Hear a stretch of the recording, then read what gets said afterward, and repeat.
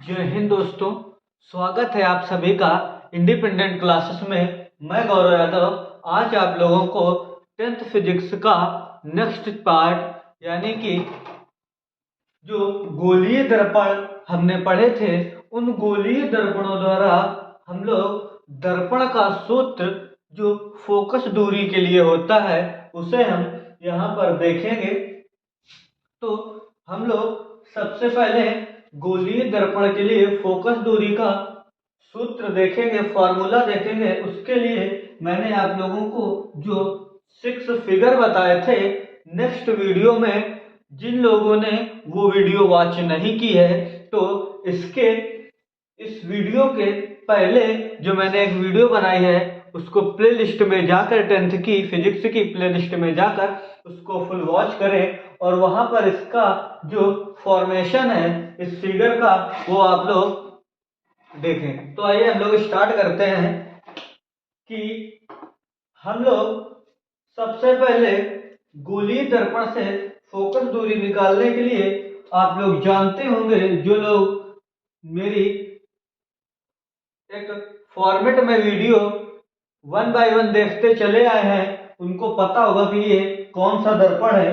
तो इस दर्पण को हम अवतल दर्पण कहते हैं। तो अवतल दर्पण द्वारा अवतल दर्पण द्वारा तो अवतल दर्पण द्वारा हम लोग फोकस दूरी का जो फॉर्मूला है, जो सूत्र है, उसको यहां से देखेंगे। सबसे पहले हमें इस फिगर की, इस चित्र की रचना करनी होगी। तो यहां से हम लोग 1 बाय 1 जो फॉर्मूले का फॉर्मेशन होगा, किस प्रकार तैयार किया जाता है, तो यहां से सबसे पहले हम लोग फिगर की रचना करेंगे, फिगर को बनाएंगे। तो हम लोग सबसे पहले M1 M2 एक दर्पण या एक अवतल दर्पण लेंगे जिसके मध्य बिंदु को दर्पण का ध्रुव, F फोकस दूरी और C वक्रता केंद्र होता है। मुख्य अक्ष के समांतर उस पर एक लंबवत वस्तु रखी होगी जिससे एक आने वाली आपतित किरणें एक बिंदु A से परावर्तित होकर फोकस से सीधी निकल जाएगी और दूसरी किरण बिंदु O' से आती हुई दर्पण पर बिंदु B पर परावर्तित होकर उसी मार्ग से वापस लौट जाएगी और दोनों आपतित किरणों के बीच में जो प्रतिबिंब बनेगा उसको उस वस्तु का प्रतिबिंब कहते हैं, या उसे हमें दर्पण के द्वारा वस्तु का प्रतिबिंब कहेंगे। इस प्रकार हम इसका फॉर्मेशन करेंगे। उसके बाद से इस पे हम एक पॉइंट और लिखेंगे कि हमें क्या करना होता है कि कोई समलंब समकोण त्रिभुज के द्वारा हम लोग यहाँ पर दर्पण के फार्मूले का फॉर्मेशन करेंगे, या दर्पण के फार्मूले का सूत्र और निगमन द्वारा हल करके डेरिवेशन का पार्ट है। तो इसलिए इसको आप लोग थोड़ा अच्छे से देख लीजिए। तो सबसे पहले हम लोग क्या करेंगे कि हमें एक ही दो रेखाओं के कटान बिंदु से समकोण त्रिभुज के ऐसा कोण त्रिभुज जिनके कोण दो रेखाओं के कटान बिंदु पर मिलते हो, जिनका शीर्ष उस प्रकार के समलंब समकोण त्रिभुज की रचना करने के लिए हम लोग A से एक अभिलंब खींचेंगे और इसे नाम हम N देंगे। क्या देंगे? N। अब हम लोग क्या करेंगे कि सबसे पहले रचना करने के बाद कुछ दूरियां हैं जिनके बारे में हम लोग डिस्कस करेंगे। तो आप लोग जानते हैं कि वस्तु की दर्पण से दूरी यानी कि पी ओ पी ओ, जिसको हम यू से, जो वस्तु की दूरी होती है दर्पण से, उसे हम यू से व्यक्त करते हैं, स्मॉल यू। उसके बाद आप लोग दर्पण से वक्रता केंद्र की दूरी को फोकस दूरी, वक्रता केंद्र से ध्रुव से वक्रता केंद्र की दूरी को वक्रता त्रिज्या बोलते हैं। तो यहां से हम लोग पी सी हमें वक्रता त्रिज्या जिसे कैपिटल आर से व्यक्त करते हैं। आप लोग उसके बाद मैं आप लोगों को बताऊंगा कि यह वक्रता त्रिज्या किस प्रकार हमें प्राप्त की जाती है। उसके बाद P से F यानी फोकस के बीच की दूरी को फोकस दूरी PF, इसे हम F से लिखते हैं। उसके बाद दर्पण की वस्तु से दूरी PI, इसको हम स्मॉल v से लिखते हैं। उसके बाद ये जो किरणें दर्पण पर पड़ रही हैं, मैंने बताया था कि जब कोई किरण, जब मैंने प्रकाश का परावर्तन पढ़ाया था कि जब कोई किरण किसी परावर्तक या चिकने तल पर पड़ती है तो वह परावर्तन के पश्चात उसी मार्ग पर वापस लौट जाती है। तो जो पड़ रही किरण थी वो आपकी आपतित किरण थी, और जो पड़ने के पश्चात वापस जा रही थी वो आपकी परावर्तित किरण थी। तो यहां हम लोग क्या देखेंगे कि ये जो आपतित किरण है इसकी विपरीत की जितनी फोकस दूरियां या जितनी भी दूरियां होती हैं वो सभी ऋणात्मक होती हैं। तो आप लोग देख रहे होंगे कि आपतित किरण इधर है और दर्पण से जो दूरी, हमेशा जो दूरी नापी जाती है वो दर्पण के ध्रुव बिंदु P से मापी जाती है। इस वजह से जितनी भी हमें दूरियां मिलेंगी P से O ये भी माइनस, P से C ये भी माइनस, P से F ये भी आपतित किरण के विपरीत ये भी माइनस, और P से I आपतित किरण के विपरीत। तो ये भी दूरी आपकी जो वस्तु की होगी ये भी आपकी दूरी माइनस में ली जाएगी। ये सबसे इंपॉर्टेंट बात है। रचना करने के बाद आप लोगों को ये लिखना है। उसके बाद हम लोग एक पॉइंट डाल के, इसके नीचे एक पॉइंट डाल के यहां पर लिखेंगे कि हमने रचना करने के बाद और ये पॉइंट लिखने के बाद आप लोग लिखेंगे थोड़ा सा एक लाइन, हमने एन एक अभिलंब खींचा। एन मुख्य अक्ष पर, यहां पर हम लिख सकते हैं एन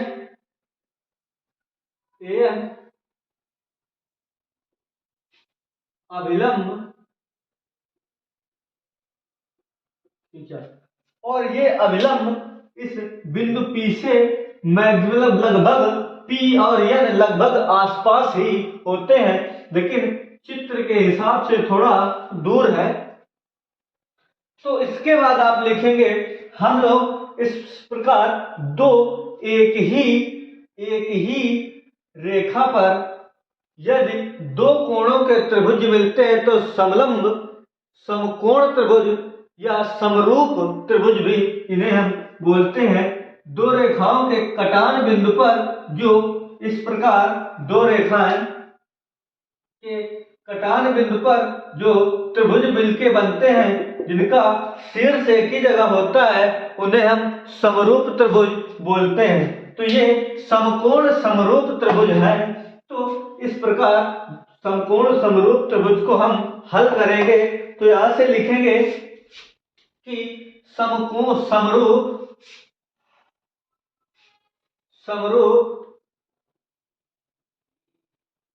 समकोण त्रिभुज, समकोण समरूप समकोण त्रिभुज ओ डैश सी तथा आप लोग इसे इस प्रकार कर सकते हैं। समकोण त्रिभुज, समरूप समकोण त्रिभुज ओ ओ डैश सी तथा सी आई डैश में, सी आई डैश में या से। आप लोग जानते हैं कि जो समरूप समकोण त्रिभुज होते हैं उनके जो लंब का अनुपात और उनकी दूरियों का अनुपात आपस में बराबर होता है। तो यहां से हम लोग क्या करेंगे कि इनके लंब जो है ओ डैश और इसका अनुपात लंब का I dash I dash I या आई डैश भी लिख सकते हैं इसे, आई डैश। और यहां से सीओ भी आप लिख सकते हैं और ओसी भी आप लोग लिख सकते हैं। तो हम लोग जो दूरियां होती हैं वो दर्पण की तरफ से नापते हैं, इस वजह से हम लोग इसे सीओ और आई सी, और ये हमें किस प्रकार समरूपता के नियम से मिलता है कि जो दो समरूप त्रिभुज बन रहे हो उनका लंब का अनुपात बराबर उनकी दूरियों का अनुपात। इसे हम समीकरण नंबर फर्स्ट डाल के छोड़ देंगे। उसके बाद हम इसी प्रकार सेकंड को हल करेंगे और लिखेंगे समरूप त्रिभुज। आप लोग देख रहे होंगे कि जो फॉर्मेशन यहां बन रहा है इनके बीच में, वही फॉर्मेशन यहां इस पे और इस पे बन रहा है। तो इस पे हम लिखेंगे सेम समरूप समकोण त्रिभुज। क्या लिखेंगे? समरूप समकोण त्रिभुज, समकोण त्रिभुज, समरूप समकोण त्रिभुज। क्या लिखेंगे? I dash, sorry F I dash, F I dash तथा एफ एन ए में, एफ एन ए में। सेम इस पर भी वही फार्मूला लगाएंगे कि दो समकोण त्रिभुज के लंबों का अनुपात बराबर उनकी दूरियों के अनुपात के बराबर होता है। तो इस पर जो लंब निकल के आएगा आई डैश और ए एन, या हम लोग इसे एन एफ बोल रहे हैं, या इसे हम लोग जो दूरियों का अनुपात है ए एन और इनके जो इसका जो लंब है आई डैश आई निकाल के रखेंगे। तो सबसे पहले ए एन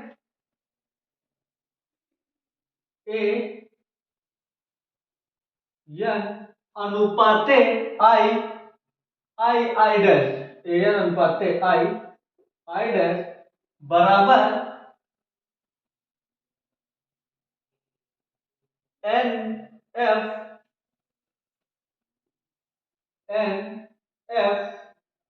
बटे एफ आई, और इसको हम समीकरण नंबर दूसरा देंगे। बट कब? आप लोग देख रहे होंगे कि ये जो ओ डैश है ये उसी मुख्य अक्ष पर समांतर चलकर बिंदु ए पर पड़ी है, फिर परावर्तित होकर एफ से निकल गई है। तो इस पर जो अभिलंब बन रहा है वो ओ डैश के बराबर होगा, यानी कि हम लिख सकते हैं यहां पर कि N is equal to O dash. तो यहां पर एन की जगह हम ओ डैश लिख सकते हैं, और आप लोगों को मैंने बता भी दिया कि ये ए डैश ओ डैश एन की जगह क्यों लिखेंगे। तो यहां से हम लोग लिखेंगे ओ डैश एन की जगह लिखेंगे O dash upon I dash is equal to N F upon F I. और इसे हम लोग समीकरण नंबर सेकंड देंगे। इसे हम लोग समीकरण नंबर सेकंड देंगे। और आप लोग ये देख रहे होंगे कि जो समीकरण नंबर फर्स्ट है, जो समीकरण नंबर फर्स्ट है वो समीकरण नंबर सेकंड से मिल रहा होता है। तो हम लोग यहाँ पर लिखेंगे समीकरण फर्स्ट व सेकंड से। तो इनके हम लोग ये देखते हैं कि किसी भी समीकरण का अगर लेफ्ट हैंड साइड बराबर हो, लेफ्ट हैंड साइड दोनों के बराबर हो, तो उनके राइट हैंड साइड बराबर होते हैं। तो यहां पर हम लिखेंगे सी ओ बटे आई सी बराबर एन एफ बटे एफ आई। अब आप लोग क्या करेंगे कि इस सीओ सी ओ दूरी हमें निकालनी है। तो हम लोग सीओ को या सीओ इस दूरी को किस प्रकार निकालेंगे? सीओ बराबर हम लोग लिखेंगे P O minus P C. यहां पर हम लिखेंगे P O minus P C. यदि हम इस पूरी दूरी में पीओ में इस पीसी को घटा देंगे तो हमारी जो सीओ दूरी है वो आसानी से निकल आएगी। तो सीओ बराबर आएगा पीओ माइनस पीसी। इसी प्रकार हम लोग आईसी निकालेंगे, आई सी ये दूरी आई सी। तो ये दूरी हम किस प्रकार निकालेंगे कि इस पीसी में आईसी निकालनी है हमें। तो हम लोग क्या करेंगे, इस पीसी में पीआई को घटा देंगे। पीसी में पीआई, इस पूरी दूरी पीसी में पीआई को माइनस कर देंगे, हमारी आईसी निकल के आ जाएगी। उसके बाद एनएफ। अब आप लोगों को मैंने बताया था कि यहां पर एक पॉइंट डाल के नोट कर लेना कि जो एन होता है वो पी के लगभग बराबर होता है। इस प्रकार इस चिन्ह से फॉर्मेट कर देंगे कि यन जो अभिलंब है वो लगभग कहीं पी के पास होता है। ये मानकर हमें इस क्वेश्चन से इस फोकस दूरी का फार्मूला निकालेंगे। वरना यदि हम लोग इसको इस वक्राकार पृष्ठ पर रखेंगे तो ये हमें समरूप समकोण त्रिभुज का निर्माण नहीं हो पाएगा और उससे हमें इस क्वेश्चन को हल करने में कठिनाई होगी। तो यहां से एनएफ कहीं पी के बराबर होगा। तो जो पी एफ, या हम यहां पर इसके बराबर होने पर लिख सकते हैं, इसके बराबर होने पर हम लिख सकते हैं कि पी एफ बराबर एन एफ। ये हम एन पी के सर्वांग सम होने के कारण लगभग दूरियां, जो लगभग में दूरियां होती हैं वो बराबर मानी जाती है। इस वजह से पी एफ एन एफ के बराबर होगा। तो यहां पर हम लिख देंगे एन एफ बराबर पी एफ। उसके बाद हम लोग क्या करेंगे कि आप लोगों को एफ आई निकालेंगे। तो एफ आई हम किस प्रकार निकालेंगे? यदि पी आई में पी एफ को माइनस कर दें, हम लोग को निकालना है एफ आई। तो पी आई, इस पी आई पूरी दूरी में पी एफ माइनस कर दें, पी एफ माइनस कर दें तो हमें एफ आई निकल के आ जाएगी। अब हम लोग इस पे इस फॉर्मेशन को, इस पर हम लोग इस फॉर्मेशन को बैठाएंगे। उसके बाद आप लोगों को क्वेश्चंस का जो फॉर्मेशन है या हल करने की विधि है आगे निकालेंगे। तो मैं क्या करूंगा, इस फिगर को आप लोग इतने का आप स्क्रीनशॉट ले लें, या इसका आप लोग वीडियो पुश करके स्क्रीनशॉट ले लें, या आप लोग इसको अपने वीडियो पुश करके नोट्स में लिख लें। तो स्क्रीनशॉट लेने के बाद अब आप लोग जो फिगर है, इस फिगर को मैं रफ करूंगा और इसके आगे का हम लोग यहां पर देखेंगे, यहां से। तो हम लोगों ने क्या किया कि इन दूरियों को आसानी से हम लोगों ने निकाल लिया। तो सीओ की जगह हम लिखेंगे यहां पर P O minus P C बटे आईसी की जगह लिखेंगे PC minus P I, PC minus P I बराबर एनएफ की जगह लिखेंगे पी एफ बराबर एफ आई की जगह लिखेंगे P I minus P F, P I minus P F. उसके बाद अब आप लोग ये देख रहे होंगे कि ये जो दूरियां लिखी हैं हमें गणित फॉर्म या उन फॉर्म में लिखी हैं जो हमें वस्तु की दूरी, वक्रता केंद्र की दूरी, फोकस की दूरी और वस्तु की दूरी के फॉर्म में दिया है, और गोलीय दर्पण के द्वारा हमें इसी फॉर्म में फोकस दूरी का फार्मूला बनाना था।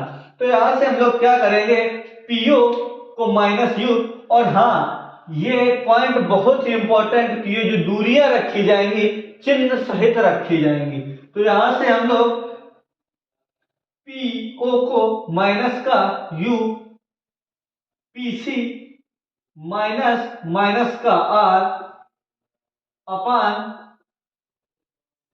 हम लोग इसे यहां पर जो अगला पॉइंट आएगा पीसी, पीसी फिर से माइनस आर ब्रैकेट में माइनस पीआई, पीआई माइनस का वी बराबर पीएफ माइनस का F upon P I minus का वी और पी एफ माइनस का एफ। आगे से माइनस का यू अंदर जाके प्लस का आर अपान माइनस का आर प्लस का वी बराबर माइनस का एफ अपान माइनस का वी प्लस का एफ। अब आप लोग क्या करेंगे, इस फार्मूले को या इस दर्पण, गोलीय दर्पण का फार्मूला बताने से पहले मैंने आप लोगों को एक फार्मूला बताऊंगा, जो इस दर्पण के फार्मूले के बाद मैं आप लोगों को उसका भी फॉर्मेशन या उसका भी निगमन आप लोगों को बताऊंगा। तो वो फार्मूला क्या होगा कि हमें इस आर का, जो आर होती है आप लोगों ने देखा था जब मैंने फिगर बनाया था, या जब मैंने आप लोगों को दर्पण की स्थितियां बताई थी, उसके पहले जो इंपॉर्टेंट पॉइंट या इंपॉर्टेंट परिभाषाएं बताई थी उनमें मैंने बताया था कि जो वक्रता केंद्र होता है या वक्रता त्रिज्या होती है वो फोकस दूरी की क्या होती है, आधी होती है। जो फोकस दूरी होती है वो वक्रता त्रिज्या की आधी होती है, यानी कि जो वक्रता त्रिज्या होती है वो फोकस दूरी की 2 गुनी होती है। तो यहां से हम लोग इस r को r बराबर 2f इस क्वेश्चन पर पुट करेंगे, तो यहां से निकल के आएगा, यहां से जो आएगा आगे का माइनस का u प्लस का 2f अपान माइनस का 2f प्लस का v बराबर माइनस का f माइनस का v प्लस का f। आगे से इसे हम त्रियक गुणा करा देंगे, तो यहां से इसका इस पे तो आएगा प्लस का uv माइनस का 2VF इसका, तो माइनस का यहां से हम लोग क्या करेंगे, चिन्ह लगा दें, इसका यहां से तिर्यक गुणा करा देंगे, इस F का इस पे कराएंगे तो माइनस का UF और प्लस का 2F square is equal to, ढंग से नहीं लिख रहा यार, थोड़ा नीचे लिखते हैं इसे, अच्छे से आएगा। तो यहां से क्या करेंगे, पहले इसका गुणा कराएंगे इसके अंदर, तो प्लस का UV प्लस का UV माइनस का 2FV माइनस का UF प्लस का 2F square is equal to, इधर इसका गुणा कराएंगे तो प्लस का 2F स्क्वायर माइनस का VF। अब हम लोग क्या करेंगे कि जो 2F स्क्वायर है, 2F स्क्वायर से कैंसिल हो जाएगा, उसके बाद हम लोग इस UV UF और VF को हम लोग फॉर्मेशन के आधार पर रख देंगे। अब हम लोग क्या करेंगे कि इस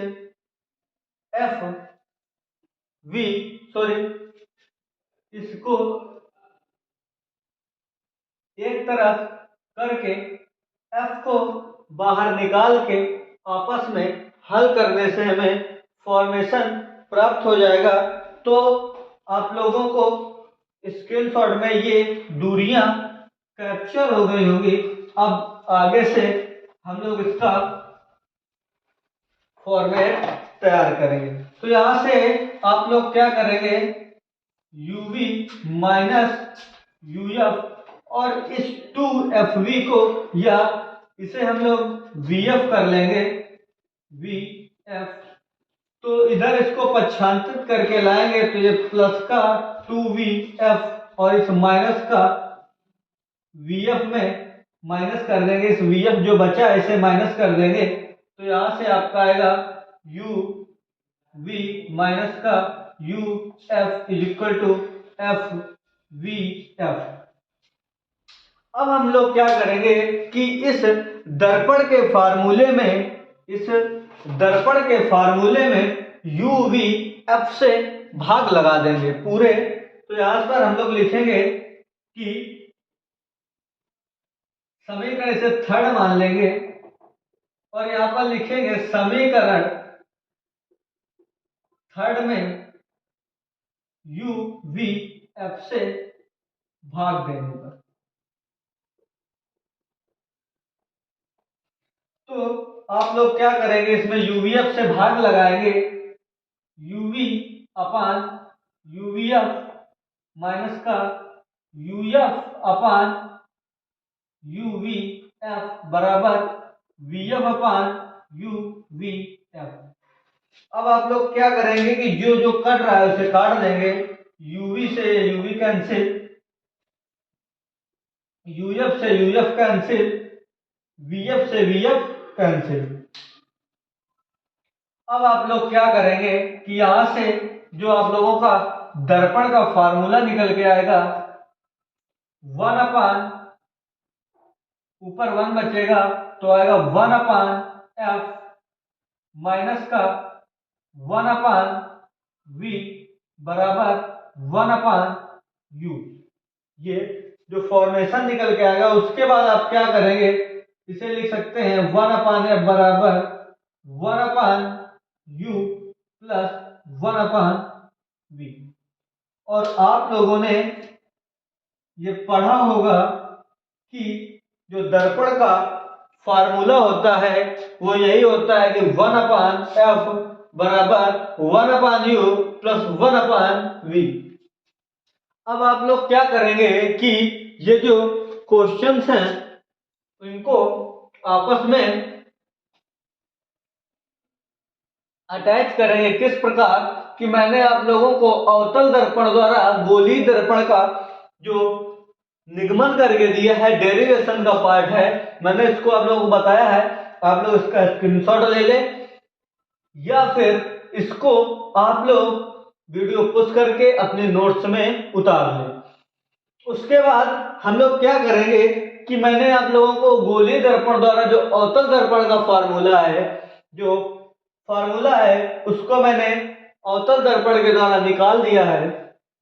अब आप लोग क्या करेंगे कि जो उत्तल दर्पण द्वारा, इसके द्वारा उत्तल दर्पण द्वारा जो इस दर्पण के फार्मूले का निगमन होता है उसको आप लोग बनाएंगे। जो उत्तल दर्पण द्वारा दर्पण का फार्मूला है उसको आप लोग बनाएंगे और उसका जो फिगर है, फिगर मैं जनरेट करके दे रहा हूं आप लोगों को कि आप लोग क्या करेंगे कि उत्तल दर्पण द्वारा, उत्तल मान लीजिए M1 M2 परावर्तक दर्पण है, बिंदु P और बिंदु F और बिंदु C। मुख्य अक्ष के समांतर कहीं वस्तु रखी हुई है, दर्पण पर पड़ने के पश्चात कुछ इस प्रकार, उसके बाद कुछ इस प्रकार वस्तु, और एक किरण वक्रता केंद्र से सीधी निकल जाएगी इस प्रकार, एक किरण वक्रता केंद्र से सीधे इस प्रकार निकल जाएगी और इस किरण को आप लोग इस प्रकार और इसको इस प्रकार अपने हिसाब से रख के जो बिंदु F है और ये बिंदु C और इनके बीच में जो ये बन रहा है इसे हम नाम A और C और इसे हम N अपने हिसाब से कोई भी नाम इस प्रकार आप लोग रखेंगे कि क्वेश्चंस को या इस डेरिवेशन को हल करने में आसानी हो जाए। इस प्रकार आप लोग इसका नाम रख करके से, जिस प्रकार मैंने दो समकोण त्रिभुजों का निर्माण किया है उसी प्रकार आप लोग भी करेंगे। कि क्या करेंगे, सबसे पहले O डैश I डैश, मैं आप लोगों को चित्र के माध्यम से फॉर्मेशन करा दे रहा हूं। सबसे पहले सेम उसी प्रकार इस पर भी एक NA ये NA अभिलंब खींच लेंगे। इससे हमें क्या प्राप्त होगा कि दो समकोण त्रिभुज, समरूप समकोण त्रिभुज O डैश C और त्रिभुज I डैश समरूप होंगे। क्यों होंगे कि आप लोग देख रहे होंगे कि जो इनका क्या शीर्ष, मैंने उस पर भी बताया था कि दो भुजाओं का या दो त्रिभुजों का जो शीर्ष एक जगह होता है वो समरूप समकोण त्रिभुज, समकोण हो या ना हो लेकिन समरूप है। लेकिन इसको देखने पर समकोण भी है तो इसलिए हम इसको बोल देते हैं समरूप समकोण त्रिभुज। समरूप होते कब है, जब दोनों त्रिभुजों का शीर्ष एक ही पॉइंट हो। तो आप लोग देख रहे हो कि O डैश C और I डैश का जो शीर्ष है वो एक ही जगह पर है तो ये दोनों समरूप। और त्रिभुज NAF और FI डैश समरूप है क्योंकि इनका जो शीर्ष है बिंदु F पर दिया हुआ है। तो इस प्रकार इन दोनों समरूपता के सिद्धांत से आप लोग उत्तल दर्पण